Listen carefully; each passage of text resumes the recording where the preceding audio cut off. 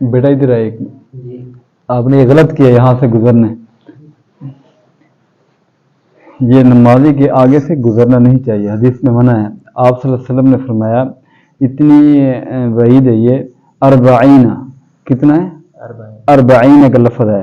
اب اس پہ علماء نے محدثین نے لکھے کہ آپ میں نماز پڑھ رہا تھا، آپ سامنے سے گزر گئے ہیں، تو یہ اچھی بات نہیں ہے، نماز ٹوٹ بھی جاتی ہے، مختلف روایات ہیں۔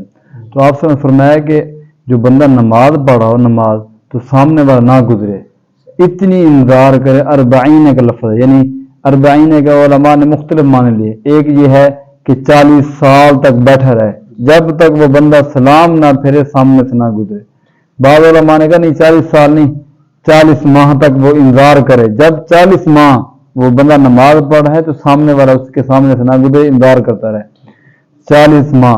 بعض علماء نے کہا نہیں، کم از کم 40 دن، 40 دن تک وہ اگر نماز پڑھ رہا ہے، اتنی نماز لمبی ہے تو سامنے سے نمازی کے سامنے سے نہیں گزرنا چاہیے۔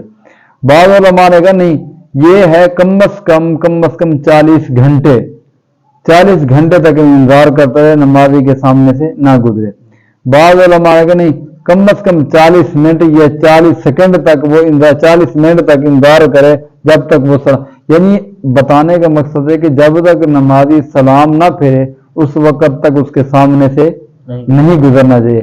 حدیث میں اس میں منع کیا گیا، حتیٰ کہ بعض روایات میں ایسا بھی ہے، علماء نے محدثین لکھا ہے کہ جو نمازی گزر رہا ہے تو نمازی گزرے، اس کو اپنے ہاتھ سے روک بھی دیں کہ یہاں سے نہ گزرے، یہ اس کی شریعت نے اجازت دی ہے۔ تو نمازی اگر آپ کوئی بندہ نماز پڑھ رہا ہے، ہمیں بھی چاہیے، تو آپ کو بھی چاہیے خیال کرے وہ اپنے سامنے کوئی نہ کوئی چیز کھڑی کر دے، وہ اس کے آگے سے گزرنا چاہو گزر جاؤ، یا کم از کم اتنا فاصلہ کو 2-3 صفوں کا ہو، پھر آپ وہاں سے گزریں کہ جہاں تک نمازی کی نظر نہ پڑے۔ اب مثال ایک صف یہ ہوگی، دوسری یہ ہوگی، تیسری یہ ہوگی، چوتھی صف پر گزرے، اس وقت کیوں اس نمازی کی نظر کم از کم اگر پڑے گی تو پہلی یا دوسری یا تیسری، چوتھی صف پر نہیں پڑتی، تو چوتھی صف سے یا گزر سکتا ہے، دوسری پہلی صف سے نہیں گزر، اسے آپ صلی اللہ علیہ وسلم منع فرمایا۔